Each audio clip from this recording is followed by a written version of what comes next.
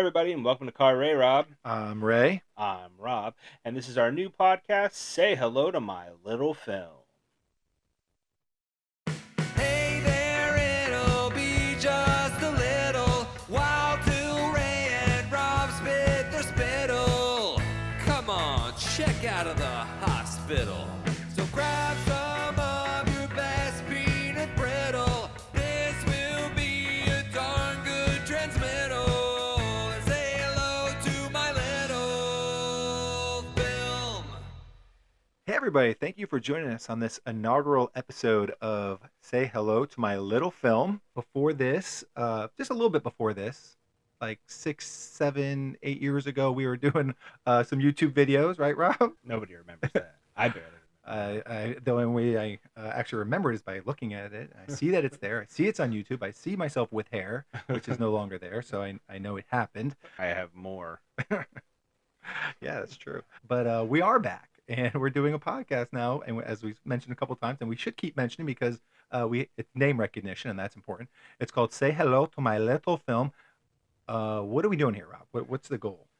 Well, when we were doing Car RayRob, the YouTube show, it was mostly before and after review reactions to trailers, Yes. a few film reviews, some We other were random building stuff. our way up. Yeah.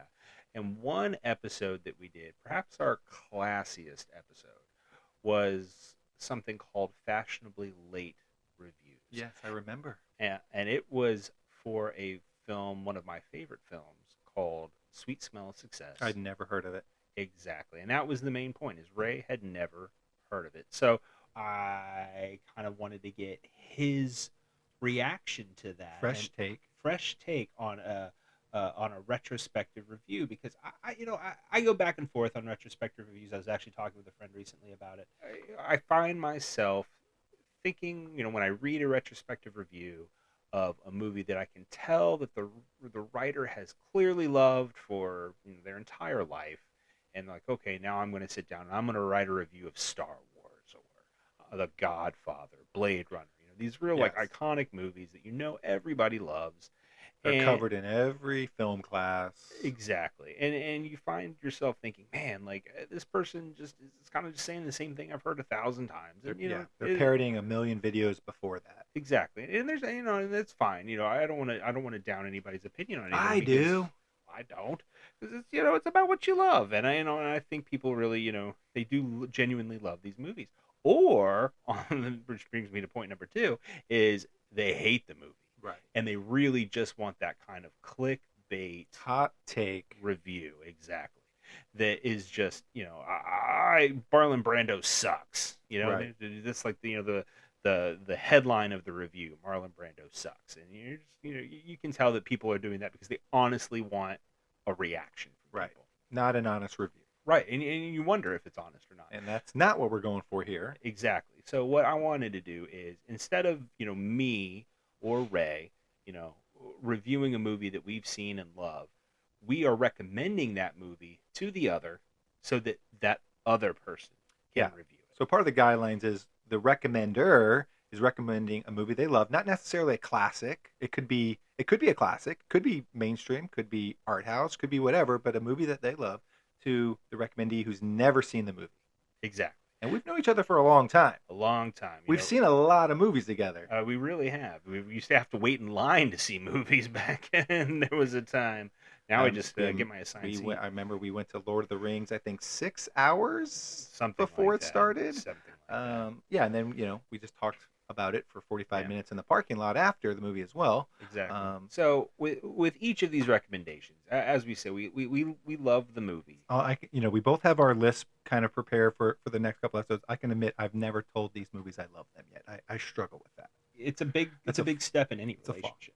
It's a big step in any relationship. Yeah. Most of the movies I have on my list, I've told that I've loved. Right. I like to love around.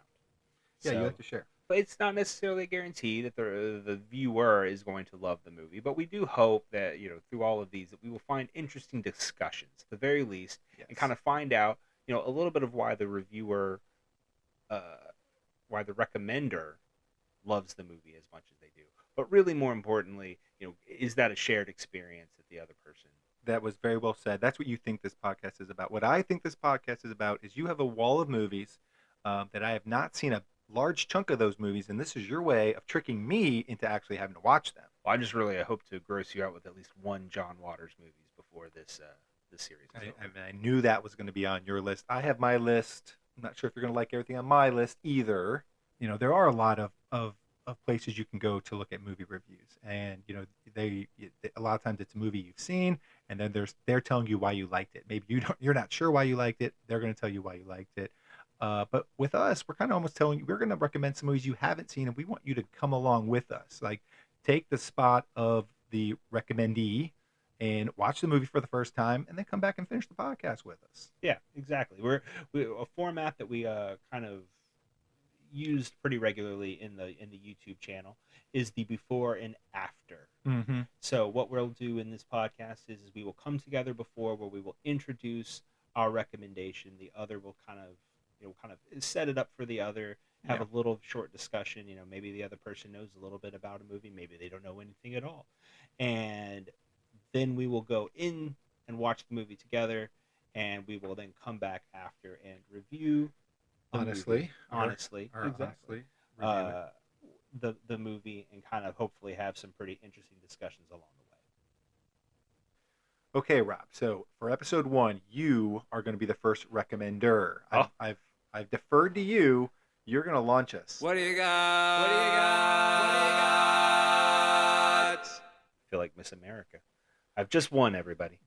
Okay, so I have. Do you even have a movie ready to go? You know what? I actually showed up today with no movies, so I don't know. No, I'm joking. I have a movie. I have a movie in mind, and before I get to what that movie is, I want to preface this by saying I am recommending a movie in a genre that Ray hates.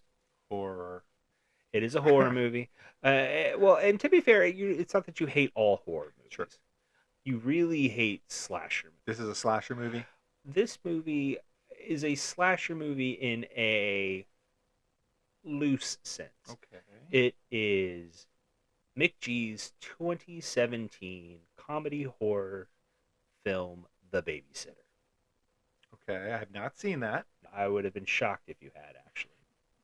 I told Ray to go in absolutely cold. He has not watched the trailer, which I would normally recommend somebody do. He has not watched the trailer. He has not read the synopsis. No. All he knows is the very little bit that I have told him right now. Because I think that's the really best way to really enjoy this movie. Because I will go out on a limb and say I think it has one of the best first acts of the last 10 years. For horror movies. I mean, definitely for horror movies, but I think you could make an argument for even just broader film canon. Interesting. I know, and it's especially because it comes from Mick G, which I will admit I am not the biggest Mick G fan. I don't know anything he's done. Well, he did the first two, I guess the only two Charlie's Angels movies, Charlie's Angels and Charlie's Angels Full Throttle, and he did Terminator Salvation, which unfortunately was a bit. Is that the Christian Bale one? It is, yeah. Okay. It was a bit forgettable, that was really unfortunately. a stab I in had the dark. high hopes, yeah. It ended up being a touch forgettable. And, you know, outside of that, he's, you know, had movies here or there. But he's not a director I typically gravitate toward. No animosity toward him in any way. Right. Just not a guy that I typically find myself watching his movies. But in a kind of twist of almost film telephone, this movie was recommended to me. Okay. And so then in turn, I'm going to recommend it to you. So, do you think I'm going to like this movie? I honestly do. Okay. I really do. I think there are, like I said, there's some things about this movie that kind of, I will use the word smitten. I was smitten with this movie the first time I watched it, and I did not expect to be. It's a really great movie. I think they do some really great things with relationships. The two main characters, I think the chemistry they have on screen together in the first act is so palpable. I mean, you buy in so hard that this movie just, and then it just goes. And I think, you know, it's a movie that really takes you by surprise And like I said, it took me by surprise because I'll admit I did not think I would like it. Mhm. You know, I didn't. There was nothing about the movie that I was like, oh, you know, I'm really gonna like this movie. I like Samara Weaving, who stars in the movie. I do like her as an actress, but it wasn't necessarily like a big selling point for me. Was Like this I one have of to your? watch this movie. Was this one of your just October? You watch because you watch a horror movie every day in October. I do. Was this just one of those, and that's how you found it? No, actually, I don't even think I watched this movie in October. I did watch it this past October, though. I It will makes the say rotation. it made the now. rotation. Yeah, it made the rotation. So I actually did get to I revisited this movie recently, which is another reason why I thought it would be a great movie to recommend for the podcast. And in keeping with the spirit of the before and after format that we cultivated on Car RayRob, the YouTube show, we're going to do the same thing here, where now Ray and I have introduced the film. We're going to take a little break, go enjoy the film. We invite you all to pause the podcast and do the same, and then come back, and we'll have a little discussion. Ray and Rob are currently watching the film. You may be also watching the film. If you're not, then you're listening to me say that Ray and Rob are watching the film. They'll be right back when they're done watching the film. All right, Rob, we're back. Before I tell you what I thought of this movie that you recommended to me, how about you tell the listeners what this movie actually was about? All right, I'm going to give very slim details, though, because as I mentioned before, I do think going into this movie ice cold is really the best way to do it. But if you've listened this far, everything after is going to make no sense unless I at least give you a little tidbit of what this movie is about. Yeah, we're entering spoiler territory here. Exactly. So, The Babysitter, aptly, is about a babysitter, portrayed by Samara Weaving, and she is in charge of a 12-year-old boy named Cole, played by Judah Lewis. And through the first act, you find out that his parents are going out of town, and she will be in charge of him overnight in his home. And he has a massive crush on her. So they do a really great job of selling that in the first act because basically he ends up waking up in the middle of the night to find a group of teenagers in his house getting ready to sacrifice another nerdy kid.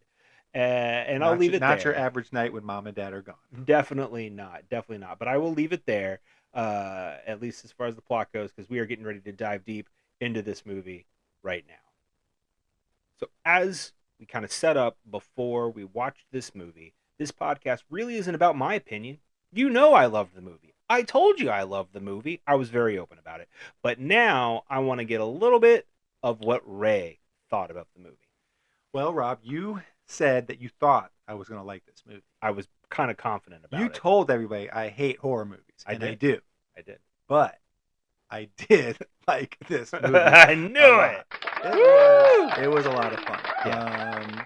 And there's there's a twist on the horror movie and how the kills come about, which we'll get into in a sec. But it was just a lot of fun. It was really well done. It's I kind of wrote in my notes that I thought this movie was like a 3-paragraph essay because the intro of the first act sets up all 3 of the next paragraphs perfectly because everything that happens in the first act is a callback. Like every scene is a callback. And I know they say like when you write a movie, like every scene should have multiple purposes. Right. This does that. And this is a horror movie. Like this is just a comedy horror movie, but it does that. It doesn't waste any time. I mean, I think the runtime's like 1:26. It's a crisp, quick film, but it does everything it has to do. The kills were absurd and over the top in the best possible way. It was a lot of fun. Yeah, and you really hit the nail on the head earlier when we talked about that opening paragraph, that first act. Like I said before we watched it really has an amazing first act. And you're right, and it is because so much of it, like you said, is called back to later. Yeah, but it's so good at building up that main character and their weakness and his need and his need to stand up for himself and I just can't get over how well they sold his relationship with B. I mean, they really get you to buy in to to what they mean to each other. Yeah, how they help each other. Exactly. And when that twist hits, you kind of spend the rest of the movie like rooting, like, B, wait, no, she's gonna come in the end, and this was all a setup, Yeah. and she's gonna be the one to kill all these other people, and she was using him as bait Yeah. or something. It's not. This isn't. No, and Right.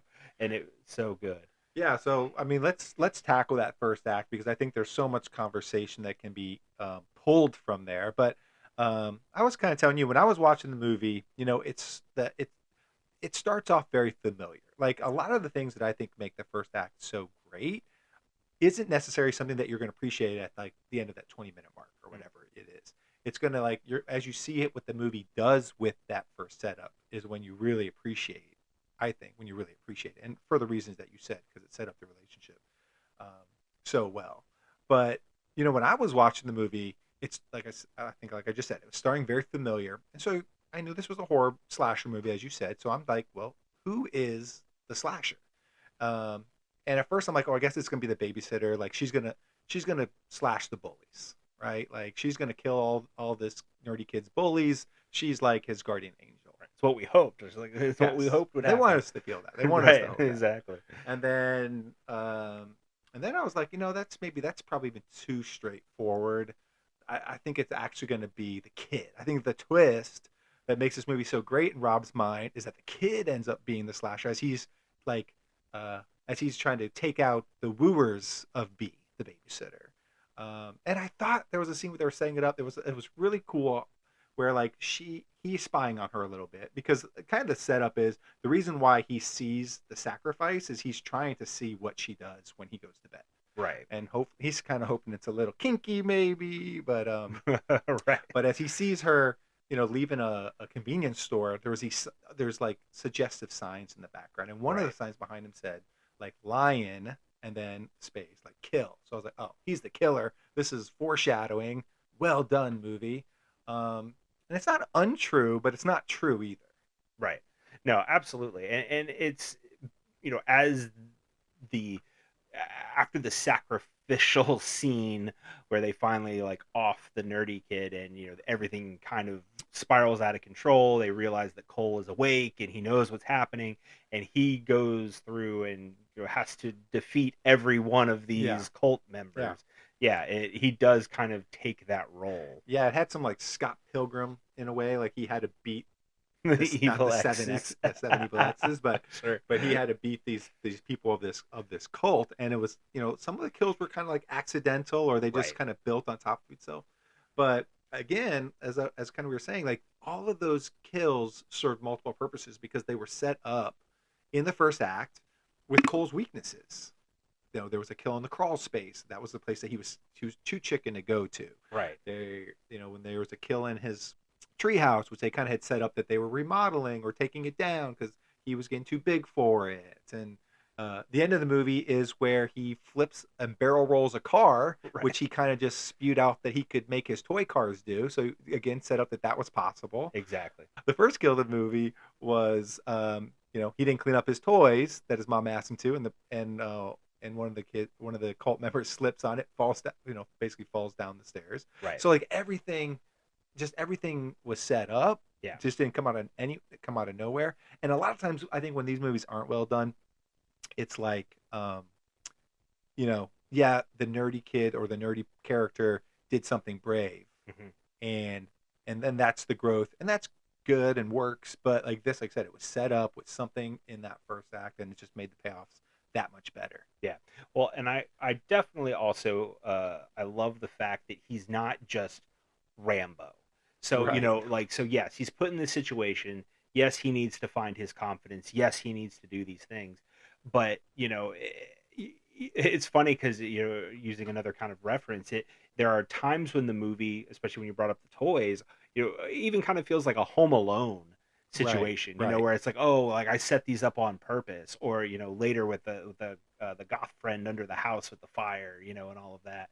Like it's like, oh, that's something that Kevin McAllister would have just set up on his own. Mm-hmm. Whereas Cole does kind of stumble into it a little bit, and I do think you're right. Like with each kill, he kind of progresses in his confidence more and more. Right.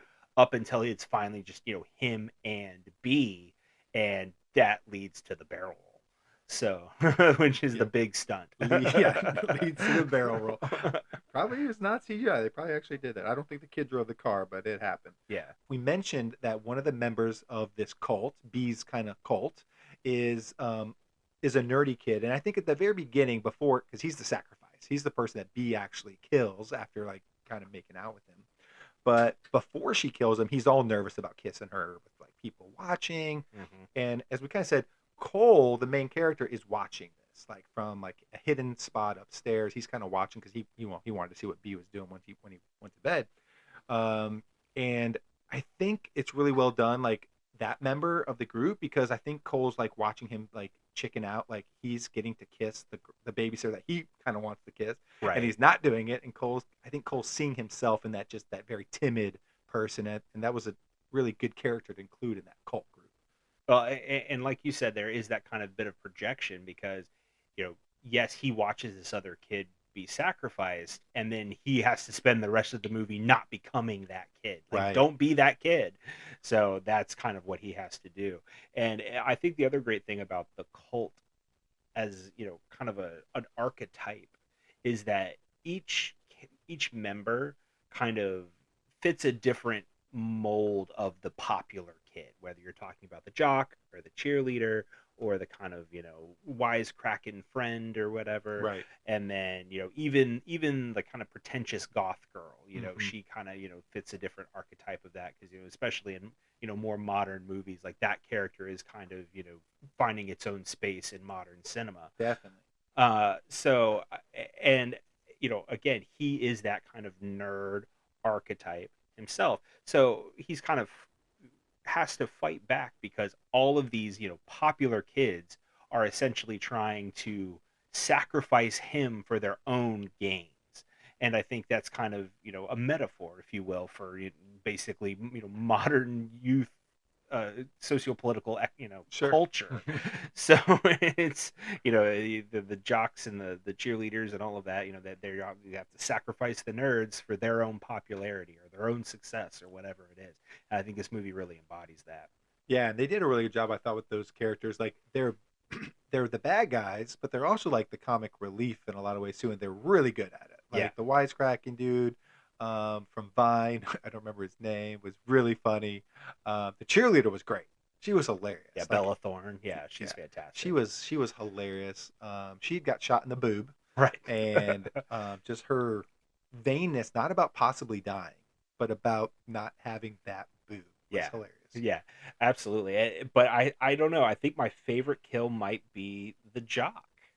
I did have written Max. down in my notes. What was your favorite kill? Yeah, I mean that one was just so good. The whole sequence itself. I mean, the kill, yes, but even just the sequence itself, because he's being kind of chased by this bully jock character who is legitimately trying to kill him. Yes. And he runs to the front of his house to find his bully. Yes, Cole's personal bully. His Cole's personal bully. Egging their house. Right, egging his house. And he has, it's yeah, just, and then the jock is saying, you have to go defend yourself. Right. And in Cole's mind, he's like, but you're going to kill me anyway. Kill me anyway. And he's like, no, you have to go defend yourself. Yeah. Which is a very interesting twist. Their whole conversation was kind of interesting. It's almost like, he was kind of big brothering him a little bit. Right. But he is going to kill you. But he's going to kill you. Legitimately. Which, again, is that kind of comedy aspect to the slasher movie, which I think is so great and can take a genre. So for somebody like you who does not enjoy slasher movies, that it kind of takes it to a new level. And, right. I think of like something like Cabin in the Woods. I don't know if you've ever seen Cabin in the Woods. I haven't. But that movie is also a movie that kind of does a lot of genre play as well. And I think it really can take somebody who is very reticent about a specific genre and kind of broadens the tent, if you will, and lets more of the audience in. Obviously, I know this movie isn't perfect, Sure. so there's going to be things you don't like. So let's talk a little bit about that. What about some of the things you didn't like in the movie? Okay, so we talk a lot. We've talked a bit about how this movie was able to avoid some of the pitfalls of the genre but it does fall into some too. And I just feel like there's a couple of scenes where Cole could clearly get away. Mm-hmm. And just like in the classic slasher movie, they run into like the worst spot possible. So Sure. like very beginning of the movie, or not very beginning of the movie, but the cops come over at one point because Cole, found time to call the cops before like everything started to unravel. Right. And then it was a really great scene where the cops kind of barge in the house and the Colt then kills the cops, which kind of just ups the tension Yeah. with them real quick. And as the Colt was killing the cops, the cheerleader got shot in the boob, as we had mentioned. And this kind of causes the attention of B's Colt to kind of focus on her for a minute. And so Cole, again, the main character, has a chance to just run out the front door. Right. But what he does is he runs upstairs so that he can escape out of his window. And I was Right. like, okay, this is classic slasher movie. Because then he gets caught, like, trying to get out the window. He's getting Right. pulled back up, and Definitely. but whatever. And then I think a similar thing happened when, a couple scenes later in the movie, where he's in the girlfriend's, his in the house. his Yeah. girl, The girl across the street. the girl yeah, across the the street's neighbor. house. Yeah. Again, they have a couple of chances where maybe they can escape. That one is they play off better because he ends up protecting the girl and like Right. lock her in the bathroom. But still, there was Yeah. sometimes like, you can just get the heck out of here, Cole. You could really be gone. They're not going to know where you are. But so there were some tropes there. But one thing I was going to ask you about is, it's interesting that I think as this movie plays out, it ends up really not being that important. But like, there's about 20 minutes to go in this movie, and you really don't know what the cult was ever trying to do. Like, Right. what this was all for. Mhm. And I couldn't tell, like, is this going to come back and matter? Is this going to make me not really appreciate this movie at all? What did you think when you were first watching it about, like, just not knowing the motives, like your main character, what her real motives were? Well, yeah, and again, I think that added for me that desire for it to be something more of her trying to protect Cole in the long term, through the film, instead of just this like, oh well, she is the leader of this cult. It's more of like, I'm waiting for this thing to twist, and she's sacrificing them, and that's what it's all about.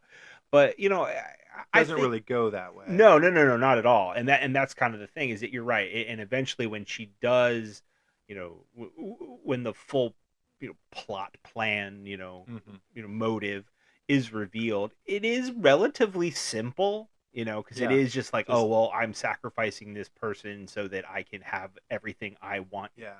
in Or life. something that I want. Or, Right. Yeah, it wasn't really clear if it was one thing specific, that sacrifice, or if it was a bunch of things.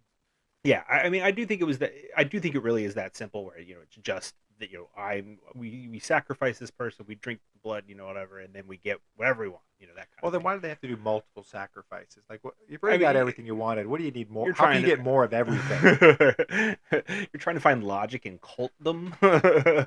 In But horror movies. well, Yeah. and in horror movies, it's fair to a degree. But but I will say, I do feel like there are times in movies, especially something like this, where something is just a more of a simple device. Right. And I think this movie does kind of, do that with the overall motive of the cult, is like, okay, this is a simple device.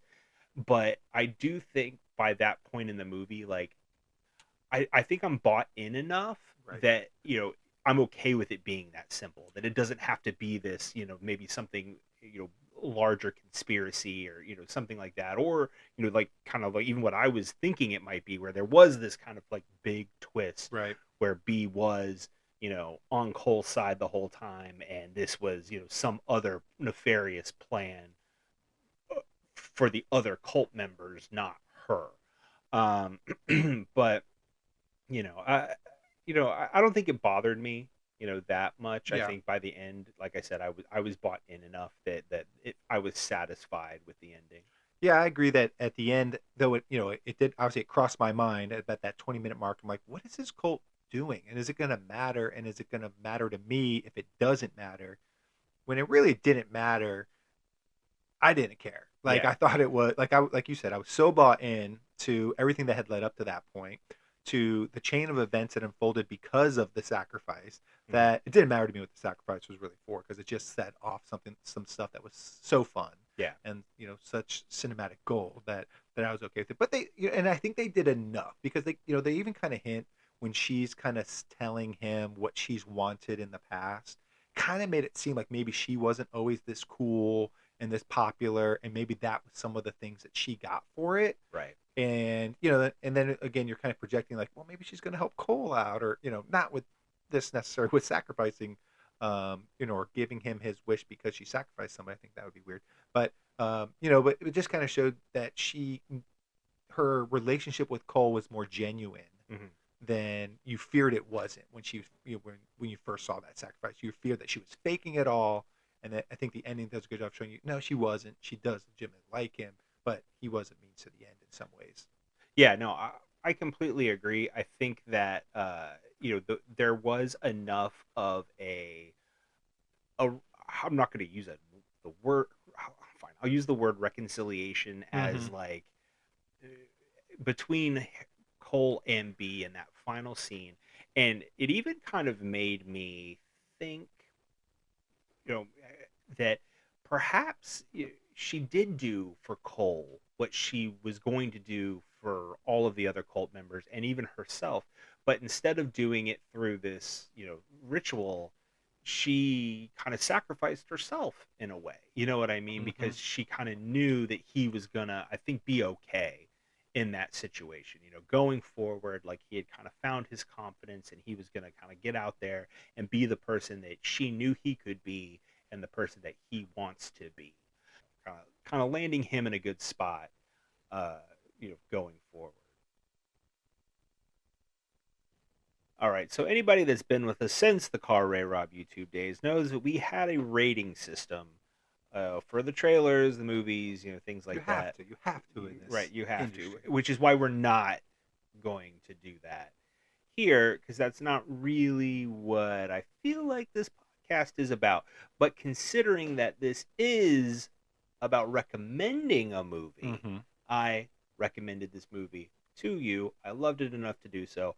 I would like to know, is it something you would recommend to someone else?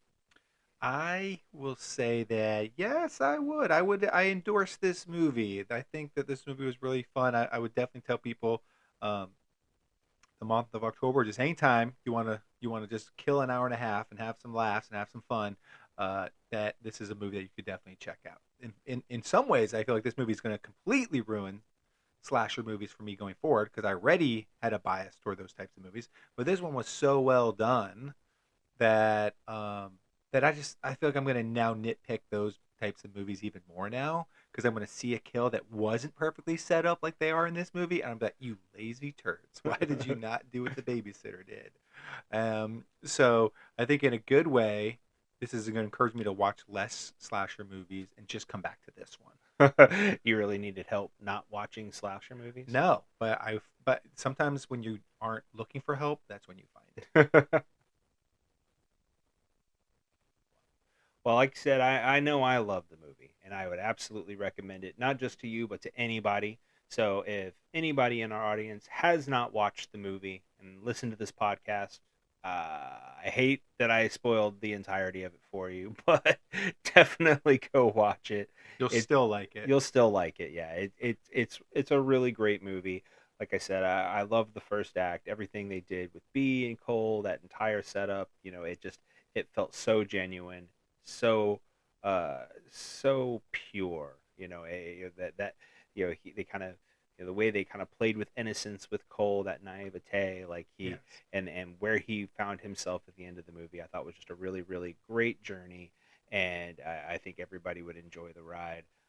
There's meat on the bone too of the movie. There's some cool stuff they do that we haven't talked about. So there's still we left some surprises and some cool stuff for people that haven't seen the movie yet to still really enjoy. So you're saying we didn't completely ruin the movie That's what I think I'm saying. for people? Oh, we can hope so. So again, if you have not watched the movie, it is currently streaming on Netflix. Go watch it. There is a sequel. I don't think I recommend that We're one not as much covering as that we're one. not covering that one. I don't think I recommend it as much as the first one. But it's there for your viewing pleasure. All right, Rob. Well, we've made it to the end of our first podcast. By the skin of our teeth. We're here.